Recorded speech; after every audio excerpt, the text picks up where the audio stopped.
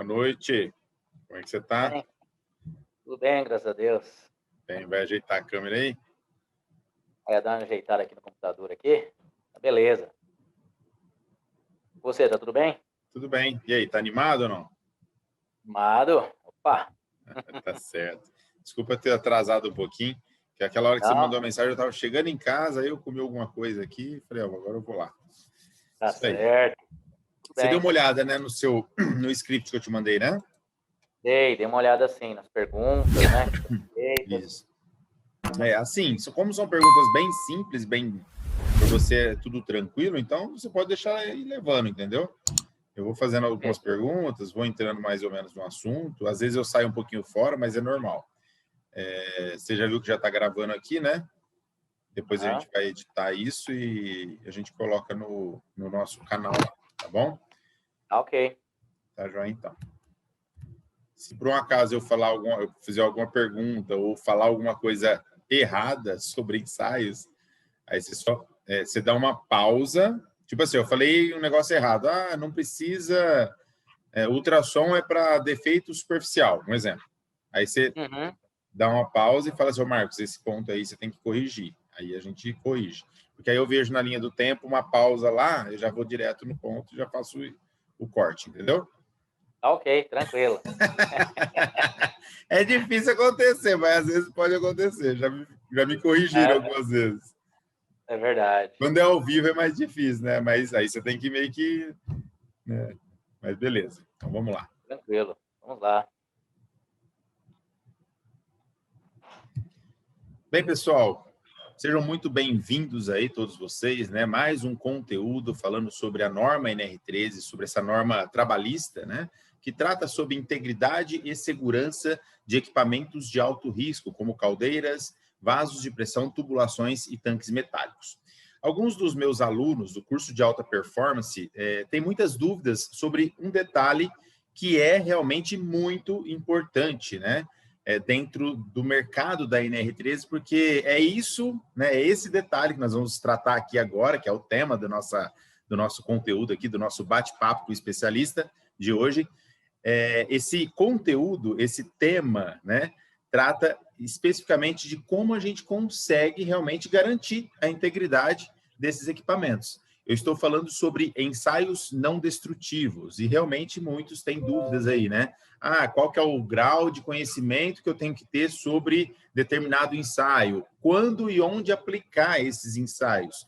Então, são detalhes que a maioria das pessoas tem curiosidade e precisam saber realmente para atender esse mercado gigantesco que é o mercado da NR13, tá? Hoje eu estou aqui com o David é instrutor de ensaios não destrutivos do CETRI, ele é certificado pelo Sistema Nacional SNQC, né, em ultrassom, líquido penetrante também. Depois nós vamos falar um pouquinho mais sobre as suas certificações, David, mas o David ele é qualificado e certificado para ensaios, né?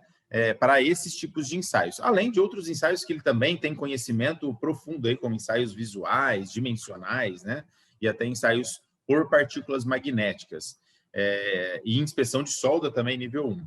Então, assim, esse é um bate-papo com o especialista David, só que o tema principal, né, é um ensaio específico, que é o ensaio por ultrassom, que é medição de espessura por ultrassom. Quando e onde nós devemos aplicar esse ensaio na NR13. Então, com certeza esse conteúdo vai ajudar muito vocês, né? David, se apresente um pouquinho aí, fala um pouquinho de você para o pessoal, rapidamente. Olá, pessoal. Meu nome é David Brilhante. Eu sou um dos instrutores, né, certificados e cadastrados pela CETRI. Sou inspetor de qualidade também. Trabalho nessa área desde 2004, voltado aí para ensaios não destrutivos. Hoje estou qualificado e certificado pelo Sistema Nacional em ultrassom nível 2, subnível S2.1. Lembrando que o nosso Sistema Nacional, além de níveis, ele também apresenta subníveis aí para o ultrassom. E também sou qualificado e certificado em LP N2G. Tenho também um vasto conhecimento em outras técnicas, tais como ensaio visual, partícula magnética, radiografia, e assim vai. E o objetivo aí dessa live aqui com o Marcos é para poder tirar algumas dúvidas, né, dos profissionais aí que trabalham com NR13 e poder agregar o conhecimento aí dos profissionais. Com certeza vai agregar muito, viu, David? Vai agregar muito, porque realmente esse é um tema, né, que a gente não acha em qualquer canal, em qualquer lugar na internet, de forma tão assim pontual como a gente vai fazer aqui. Quer dizer, o tema é básico, né? Ensaio de ultrassom, medição de espessura, onde e como aplicar na NR13. Então, hoje, quem está pensando em entrar no mercado da NR13, quem quer se envolver nisso mesmo, entrar de cabeça, precisa saber como que é esse ensaio, precisa ter conhecimento. Se não tiver conhecimento, não vai conseguir, então, agregar valor e atender essa demanda, né? A maioria dos profissionais que hoje já estão na NR13, eles têm os seus próprios aparelhos, nós vamos falar um pouquinho de aparelho aqui também, eles têm os seus próprios aparelhos, eles fazem as suas próprias inspeções, e isso que gera valor, né? Dá mais resultado no bolso do profissional habilitado. Ô, David, a NR13, ela trata, né, de inspeções, como eu já falei aqui no começo, de segurança e integridade de equipamentos, como caldeiras, vasos de pressão, tubulações e tanques metálicos. E eu tenho, né, já há algum tempo, falado um pouco sobre a norma NR13, já há quase 2 anos eu venho colocado conteúdo aqui, todos os dias a gente põe pelo menos um vídeo no nosso canal, tanto do YouTube como no Instagram, no Facebook, no LinkedIn, ou seja, em todos os canais aí da NR13 descomplicada, né? A gente tenta aí realmente descomplicar a NR13 para que quem quer entrar nesse mercado consiga atuar de uma forma mais pontual e mais assertiva. É interessante, né, que o único ensaio, né, ou teste mencionado pela norma NR13 é um teste de pressão, ou mais conhecido como teste hidrostático, né? E também a norma fala sobre o teste de estanqueidade. Mas nós sabemos que na área da indústria, no mercado da engenharia, na área da engenharia, existem diversos tipos de ensaios, né, que podem ser aplicados para garantir aí a qualidade dos equipamentos e devem ser aplicados, né? Algumas normas até exigem, né? O ASME, por exemplo, exige lá, dependendo da eficiência de junta, vai exigir um tipo, né, certo de ensaio não destrutivo. Mas a norma NR13 não fala sobre isso, né? Ela deixa meio que a critério do profissional habilitado. E as exigências em se manter essa qualidade na fabricação dos equipamentos, com certeza elas se mantêm, né? Existe uma exigência em se manter a qualidade muito grande. E também, não só na fabricação, mas na manutenção desses equipamentos, que é o que a gente chama de projetos de alteração e reparo. Então, se for fazer um reparo num equipamento, um reparo que utilize solda, tem que se ter ali um ensaio, né, para garantir a qualidade daquela solda. Mas, David, hoje nós vamos falar sobre um dos ensaios mais usados para inspeção de vasos de pressão e caldeiras, né? Conforme a NR13, o ensaio de ultrassom e medição de espessura é o mais usado. Mas nós sabemos também que existem outros ensaios, como eu já citei aqui, tanto volumétricos como não volumétricos, que ajudam a manter a qualidade e a segurança desses equipamentos. Eu gostaria que você citasse alguns desses ensaios para que o pessoal que está nos ouvindo aqui, os profissionais habilitados que estão aqui, que talvez estão entrando na NR13, para que eles entendam qual é o tamanho desse universo de inspeção e integridade com base na norma NR13. Fala um pouquinho sobre esse mundo de ensaios não destrutivos. Claro que a gente não vai entrar em detalhes de todos os ensaios aqui, mas fala aí o nome, mais ou menos o que é. Gaste alguns minutos com isso, por favor. Ok, Marcos. Quando tratamos de ensaios não destrutivos, é sempre importante salientar que não existe um ensaio único, um ensaio capaz de detectar todos os tipos de problemas. Então, é importante que o profissional saiba que um ensaio sempre ele vai complementar informações para outro ensaio. Quando tratamos aí de ensaios não destrutivos, um dos ensaios que tem grande importância é o ensaio visual. Então, todo ensaio não destrutivo, para ele ser bem realizado, ele começa por um bom ensaio visual. O que é importante que o profissional saiba quando ele vai tratar de ensaios não destrutivos? O que aquele ensaio é capaz de detectar? Porque a partir daí, ele serve também como indicativo para que eu possa realizar outros ensaios.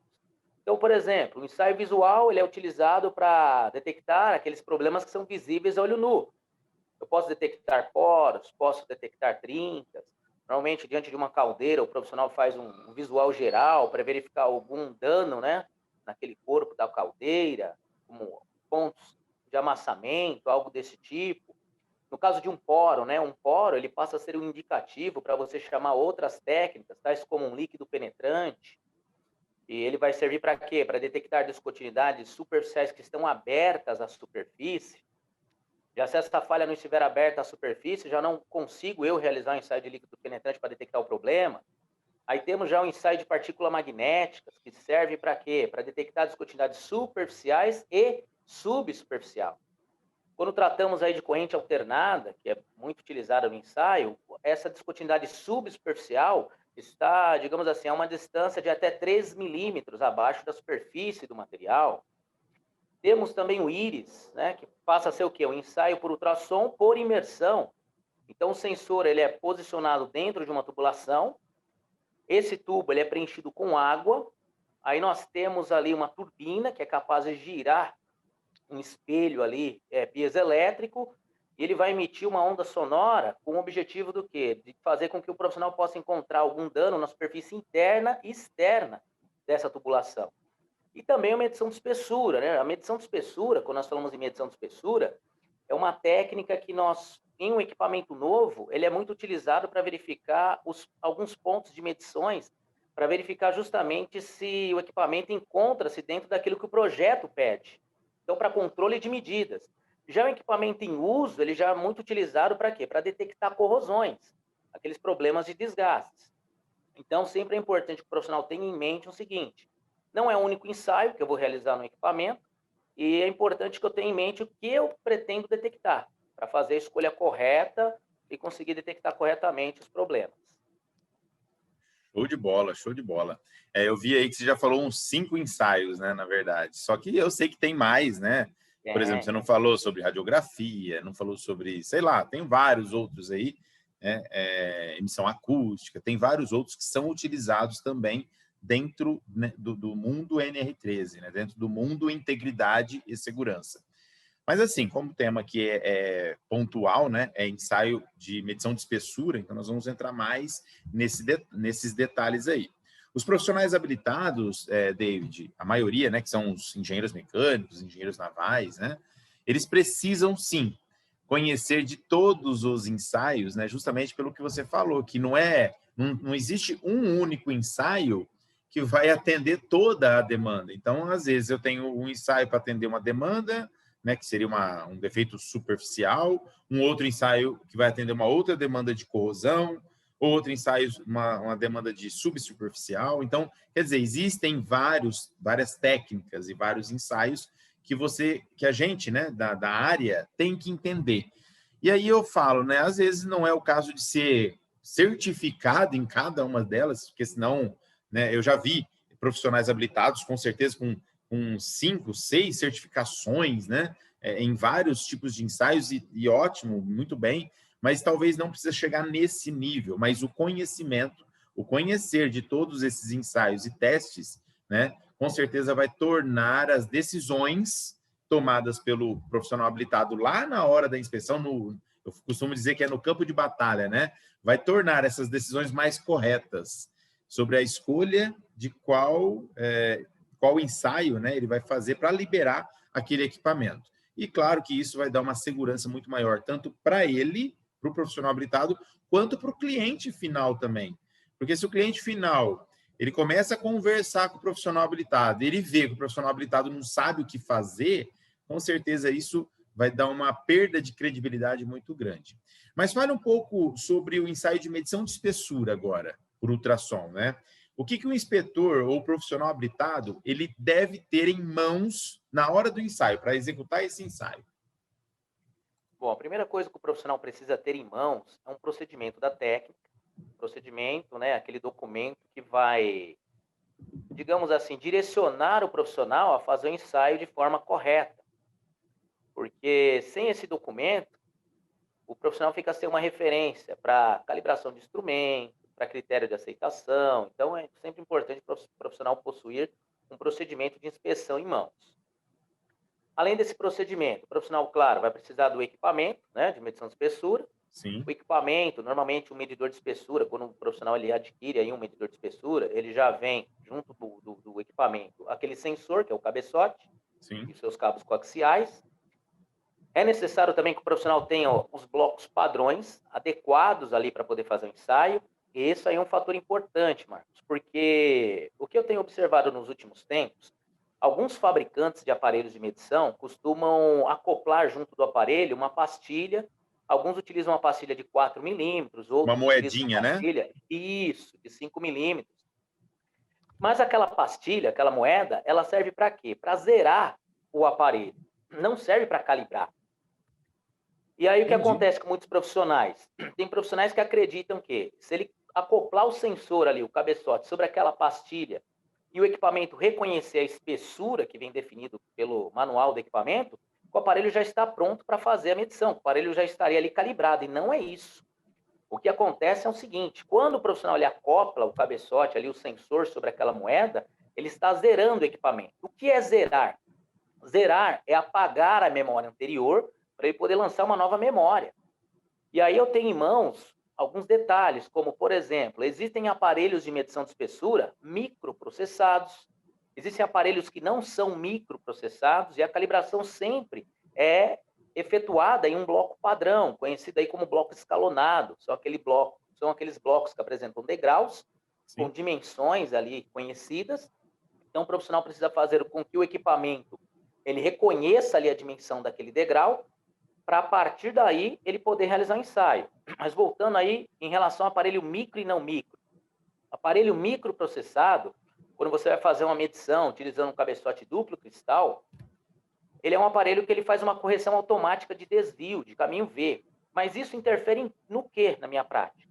Eu calibrando esse aparelho em uma determinada espessura, ele vai estar pronto para ler daquele valor que eu calibrei para baixo. Claro, quanto mais próximo você fizer a calibração do instrumento em relação à espessura que você tem a medir, a precisão da sua medição acaba sendo maior. Claro. Existe uma outra classe de aparelhos, chamado de aparelhos não microprocessados. Então, como que funciona esse aparelho não microprocessado? Eu calibro ele em uma determinada espessura, ele estaria pronto para ler espessuras numa faixa de mais ou menos 25% do valor que eu calibrei o aparelho. Para mais ou para menos, né? Isso, para mais e para menos. E um outro fator que é importante é saber que os materiais possuem velocidades sonoras diferentes um do outro. Então, por exemplo, eu vou fazer uma medição num equipamento lá de aço carbono. Eu preciso ter um bloco padrão de aço carbono. Eu vou Claro. fazer uma medição, por exemplo, num equipamento de aço inoxidável austenítico. Eu preciso ter um bloco padrão de aço inoxidável austenítico. Ah, vou fazer uma medição no equipamento de alumínio. Preciso também ter um padrão de alumínio. Quer ver o que pode acontecer? Por exemplo, uma velocidade de uma onda longitudinal em um aço carbono, ela é próxima de 5.920 metros por segundo. Certo. Vamos supor que eu tenho lá uma peça de acrílico. E no real, essa peça tenha lá um valor de 23 milímetros. Só que ao invés de eu calibrar meu equipamento no padrão de acrílico, eu calibro meu equipamento no aço carbono. A hora que eu acoplar o cabeçote ali, o sensor sobre essa peça de acrílico, ao invés do aparelho me registrar o valor de 23 milímetros, ele vai me dar um valor próximo de 49,8 milímetros. Nossa, que Olha a diferença. diferença. Bem diferente. Por quê? Porque a velocidade da onda longitudinal no acrílico, ela já cai para 2.730 metros por segundo. Então aí entra aquela questão do erro que o pessoal comete hoje em dia. O cara vai lá na moeda do aparelho, acopla o cabeçote e acha que já está ajustado para qualquer equipamento, para qualquer liga. E não E está. geralmente aquela moeda é de aço inoxidável. Pois é. Ali é só para, digamos assim, o aparelho reconhecer o valor. Uma vez que ele reconhece o valor, ele apaga a memória anterior para lançar uma nova memória. Existem alguns fabricantes, alguns modelos de equipamentos aí que não possuem aquela moeda. Já você consegue zerar o equipamento no próprio digital lá do equipamento. Mas Entendi. outros aparelhos não, eles possuem essa moeda e aí o profissional tem que tomar muito cuidado. Porque esse é um erro que eu, conversando com os profissionais de campo, eu observo que é um erro constante, que ocorre comumente. Eu já vi vários profissionais habilitados, técnicos de campo, né, inspetores de equipamento, fazerem dessa forma, tá? Eu já vi. Mas realmente, essa dica que você deu aqui, cara, já valeu o ingresso dos caras, já. Essa dica já valeu o ingresso, né? Quem está com a gente até agora nesse conteúdo aqui, nesse conteúdo técnico, já deve estar satisfeito só de saber disso. Porque, na verdade, imagina que pode ter um grau de erro, né? Um grau de erro não tão grande, mas já é o suficiente para você tomar uma decisão entre reprovar um equipamento e aprovar um equipamento. Aí eu falo, né? Às vezes, o que já aconteceu muito com a gente, que como eu estou há mais de 20 anos na área, né?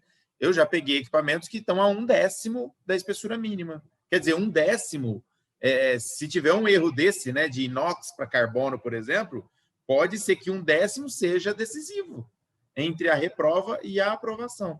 Então, pode ser que muitos equipamentos que estão rodando, né, se não tiver essa tratativa, pode ser que eles estão rodando com espessuras já reprovadas, né, sem o próprio conhecimento, tanto do proprietário, como também de quem fez a inspeção. Por isso que eu falo que é muito importante isso. Cara, obrigado por essa dica que você deu. É claro que os pontos, David, sobre medição de espessura, né, os pontos que eu vou chegar num equipamento, imagine que eu tenho um equipamento de grande porte, 15 metros, né, uma coluna talvez, 15 metros de altura por 3 metros de diâmetro, e aí eu fico pensando, beleza, né, eu sou novo, é a primeira vez que eu pego um equipamento desse tamanho, eu fico pensando, como que eu vou definir agora, onde que eu tenho que medir essas espessuras, né? E aí que tá, né? Quando a gente fala, já foi até citado por você lá no começo, na sua introdução, sobre a questão do ensaio visual, a importância de se ter, né, realizar realmente um ensaio visual. Por quê? Porque às vezes a gente tem equipamentos de grande porte, mas eles têm várias virolas, né? Ou eles têm suportes, eles têm partes que travam esse equipamento internamente. Então, não é qualquer lugar que você pode medir na espessura e não é também um ponto que você vai fazer na parte de baixo que já vai representar, né, o equipamento como um todo. Porque eu entendo que o ensaio visual realmente é de grande ajuda para definir esses pontos de medição. O que você pensa sobre isso, David? Na verdade, Marcos, o que acontece é o seguinte, medição de espessura, nós temos que ter em mente que é uma técnica pontual. O profissional, ele realiza o teste acoplando o cabeçote em pontos específicos. Esses pontos precisam ser aqueles pontos mais críticos do equipamento, aqueles pontos que normalmente apresentam maior desgaste, pontos ali que sofrem mais tensões. E eu tenho que ter sempre em mente o seguinte, que quanto mais pontos, claro, eu fizer no equipamento, a precisão do meu ensaio, ela acaba sendo maior.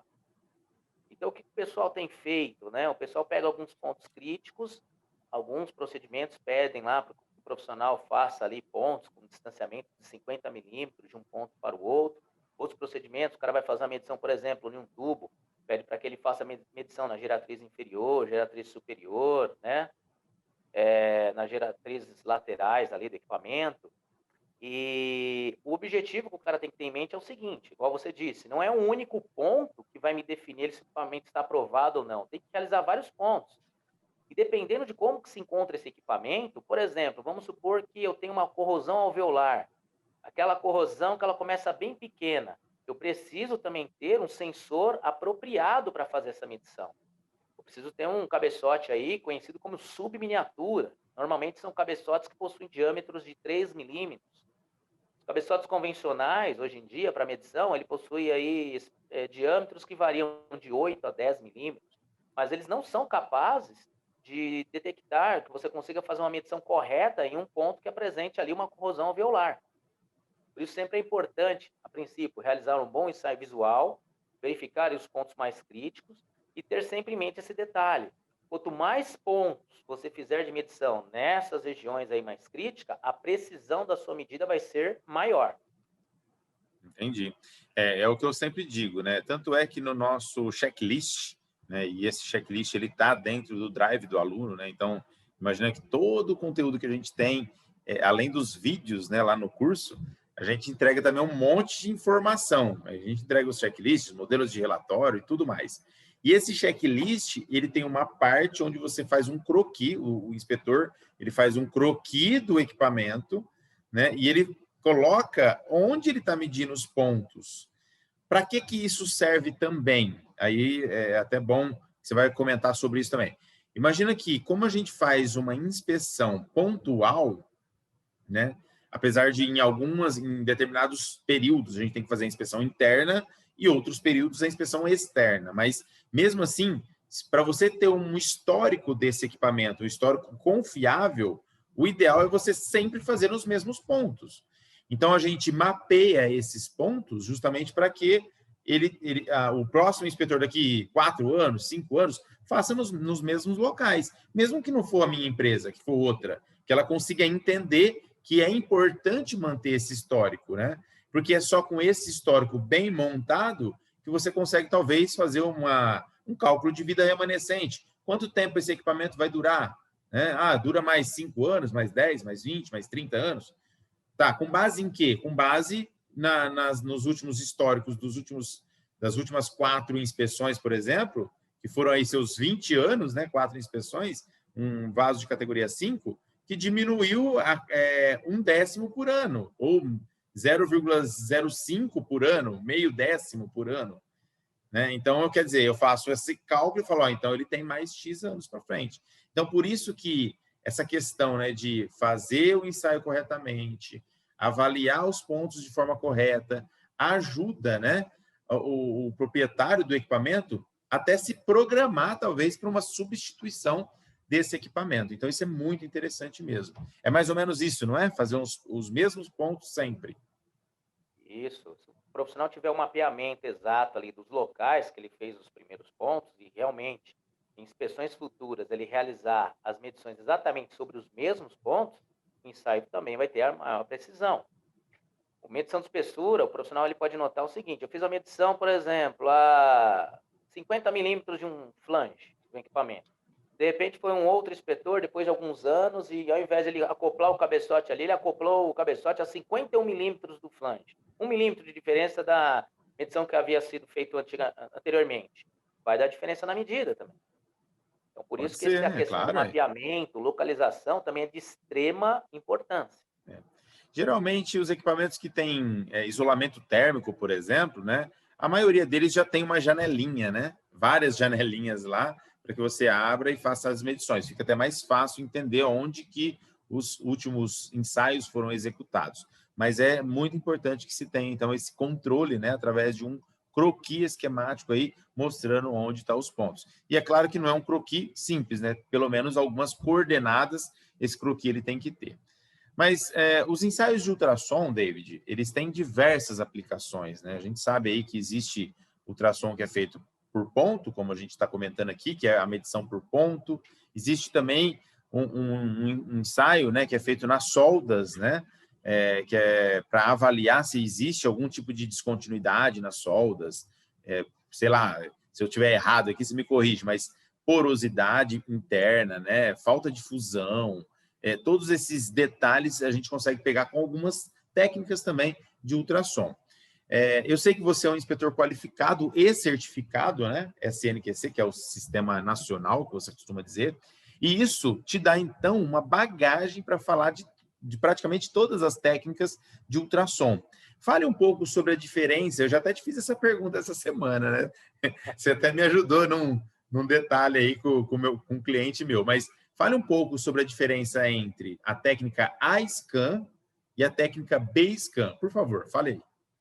Certo. O que acontece é o seguinte, Marcos, quando eu falo em A-Scan, B-Scan, eu estou me referindo ao tipo de visualização que o aparelho ele me oferece. Se eu pego, por exemplo, aparelhos de medições que eles são aparelhos mais simples, o que ele me fornece ali é um valor numérico do tempo que o feixe sônico levou para percorrer uma distância. Então, ele faz uma medição de tempo e ele me registra ali aquele valor na tela do instrumento. Porém, existem aparelhos aí de medições que possuem, além desses valores numéricos, algumas outras apresentações. Um exemplo aí seria a tela A-Scan. Quando eu olho para uma tela A-Scan, o que eu enxergo naquela tela? Eu tenho alguns ecos, onde o eixo vertical da tela representa a amplitude do sinal, e sempre essa amplitude é relacionada ao ganho que eu vou usar durante o ensaio, e o eixo horizontal da tela representa o tempo decorrido. Quando eu falo em ultrassom de forma geral, Esta tela é uma das telas mais usadas hoje em dia. Por quê? Porque ela é a tela que me dá o maior número de informações. Através de uma tela scan, eu consigo fazer uma medição de espessura, eu consigo detectar uma descontinuidade, eu consigo dimensionar descontinuidades, consigo fazer avaliações de velocidades sonoras, perdas de energia e consigo até mesmo traçar uma geometria de um feixe sônico usando essa tela. Já quando eu falo, por exemplo, de uma apresentação B-Scan, esta tela, essa apresentação, ela vai me mostrar uma vista de corte da peça. O pessoal costuma muito fazer esse ensaio aí por B-Scan, por exemplo, em fundos de tanque. Existem aparelhos que eles são capazes de armazenar as imagens. O profissional ele consegue, digamos assim, pegar essas imagens, lançar em arquivos e fornecer essas imagens para o cliente. Aí Certo. entra naquela questão do mapeamento que nós estávamos falando agora há pouco. Uhum. Você consegue fazer até um mapeamento digital dos pontos mais críticos do equipamento. Então, no caso de um B-Scan, o que ele faz? O eixo vertical da tela, ele me dá o tempo decorrido, e a base horizontal, ela me dá ali o deslocamento do cabeçote. Existem equipamentos que a própria tela do instrumento ela vai correndo em uma velocidade já programada pelo fabricante do instrumento. Existem equipamentos que não. Ele tem acoplado, né, ao cabeçote ali um sensor que, à medida que você desloca o cabeçote, a tela desloca. Você para o cabeçote, a tela também para. Mas Entendi. não são todos os equipamentos, né, que possuem esse recurso com esse sensor. Mas a São grande equipamentos diferença um pouco é essa. mais caros, talvez, né? Esses. Sim, são mais caros. Entendi. E no caso, então, eu já entendi aí as diferenças, né? No caso, então, vamos falar de um case aqui. Imagina que eu tenho um compressor de ar ou um equipamento de pequeno porte, eu não consigo fazer uma inspeção interna, porque ele é de pequeno porte, e o meu cliente também, as entradas de fluido são tão pequenas que não cabem, por exemplo, uma câmera de um endoscópio. Vamos dar esse cenário para o assunto. Se eu fizer, por exemplo, em algumas partes desse equipamento, um ultrassom B-Scan, eu vou conseguir saber se tem uma corrosão alveolar por pitching do outro lado da chapa? É mais ou menos isso? Eu consigo detectar isso? Isso. Uma das grandes vantagens, né, que o ultrassom apresenta sobre outras técnicas é que, na maioria das vezes, você precisa apenas de uma superfície para poder realizar ensaio.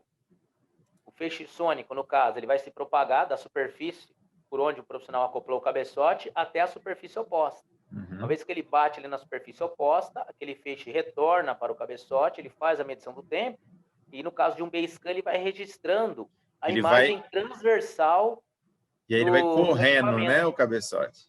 Isso, aí já não seria uma técnica por pontos, né, no caso de um Seria. B-Scan. Aí entra na situação chamada de varredura, onde o profissional ele arrasta o cabeçote sobre E a vai superfície fazendo do o desenho, material. e vai fazendo o desenho. Então, numa Isso, parte vai ficar reta, que é a parte que ele está com o cabeçote, e na outra parte de cima ele vai ter ondas de acordo com o que está acontecendo lá do outro lado. Se ele tiver uma corrosão, por exemplo, ele vai pegar essa corrosão. Seria como se fosse, cara, um visual, né? Sem estar olhando. É mais ou menos isso, naquela varredura. é isso mesmo. Por isso Como que se é o profissional... importante, por isso que é importante as técnicas, saber as técnicas certas para aplicar do jeito correto. Isso é importante, né? No caso do Basecamp, como você falou aí, né? Como se eu estivesse olhando, justamente, é como se você fizesse um corte transversal e enxergasse ali da superfície ao lado posterior, ao lado oposto da peça. Superfície externa e a interna ao mesmo tempo, né? Um corte. Muito Isso legal, mesmo. muito bacana. Show de bola, cara, ficou essa pergunta aqui. Eu acho que essa aqui pagou o ingresso também, né? É. Ô, David, eu já falei aqui, né, em alguns vídeos aqui do meu canal sobre treinamentos, né, que a gente está preparando aqui. O pessoal acho que se pergunta, né, mas tudo bem, então eu tenho que saber todos esses detalhes, eu preciso entender um pouco mais sobre ensaios não destrutivos, mas aí o Marcos vem aqui, o David, né, com essa experiência toda, fala sobre alguns pontos, mas e aí, cara? Eu queria saber mais, né? O pessoal quer saber mais, cara. Eles querem realmente mais conteúdo. A gente tem algumas outras lives aí, né? Preparadas já na agenda desse ano, que eu já passei para você, e também para o nosso parceiro, né, o Diego, O Diego também vai participar de algumas lives voltadas para esse assunto, mas nós temos, né, eu já falei em alguns vídeos, algumas lives, mas nós temos uma surpresa, né, para o pessoal, que é um treinamento, é um curso, né, preparado especificamente para essas técnicas que são usadas dentro do mercado da NR13 para garantir aí a integridade e a segurança desses equipamentos que são monitorados, né, pela norma NR13. São os equipamentos, os ensaios não destrutivos. Então, hoje aqui a gente falou sobre a medição de espessura e em outras oportunidades nós vamos falar sobre outros métodos de ensaio, outros tipos de ensaios não destrutivos. E nesse treinamento que a gente está preparando, será aí ensinado, né, nesse treinamento, os principais ensaios que são aplicados para a inspeção de vasos de pressão e caldeiras, né, tanques e tubulações. Enfim, equipamentos que são fiscalizados pela norma NR13 será o ponto-chave aí para esse treinamento que a gente está elaborando, né? E o plano desse curso é capacitar, então, os profissionais habilitados que estão aí iniciando no mercado da NR13 a executar todos esses ensaios, né, com uma precisão milimétrica. Eu gostaria que você falasse um pouco sobre esse treinamento. Eu sei que você tem mais informações aí na sua memória, né? Porque você e o Diego que prepararam todo o escopo técnico aí, o cronograma desse treinamento. Já vou adiantar, né, que vai ser um curso 100% online. Então, nós estamos aí preparando todo esse material, mas eu queria que você falasse um pouquinho sobre ele também. Ok. Pô, Marcos, eu tenho grandes perspectivas aí em relação a esse curso. Eu acredito que esse curso vai ser o grande divisor de águas aí na vida do profissional. E por quê? Porque ele vai ter um grande diferencial de mercado. Além de ele conhecer, né, a norma NR13, ele também vai poder realmente realizar as técnicas de ensaios não destrutivos, conhecendo a fundo essa técnica. Então, nós temos procurado estamos preparando, na verdade, né, um material voltado ali também para conceitos teóricos da técnica e também a prática. Mesmo sendo um curso aí que ele é 100% online, nós estamos nos preocupando com detalhes para que o profissional não tenha dúvidas. Por exemplo, no momento de realizar um visual, o que é importante que ele saiba, né, para poder realizar um ensaio visual. Vai pôr fotos de equipamentos, fotos, né, de detalhes. Isso, estamos detalhando ao máximo possível para que, digamos assim, o profissional ele consiga realizar o ensaio sem dúvida alguma. O ensaio por ultrassom, como que ele vai fazer a calibração do instrumento. Então, nós vamos fazer alguns vídeos mostrando para o profissional como ele faz a calibração, como ele vai lá e faz a medição, de que forma que ele vai registrar as medidas. Ah, ele acoplou o cabeçote, por exemplo, 2 vezes em um mesmo ponto e houve diferenças de medidas. Pode acontecer? Pode, mas e aí? Qual a posição a ser tomada? Então, nós vamos trabalhar todos esses assuntos nesse curso. Procedimentos, vamos falar sobre procedimentos, sim, né? Vamos falar sobre procedimentos, vamos falar sobre certificações, sobre as qualificações, sobre justamente o que nós comentamos hoje no início da aula, né? Por exemplo, eu vou realizar um ensaio por líquido penetrante. O que eu consigo detectar no ensaio por líquido penetrante? Por exemplo, eu consigo, através do ensaio por líquido penetrante, verificar se existe algum defeito passante no equipamento? Consigo. Só que, claro, né, eu preciso ter um procedimento adequado para aquela condição, ter um produto adequado, isso, para essa condição.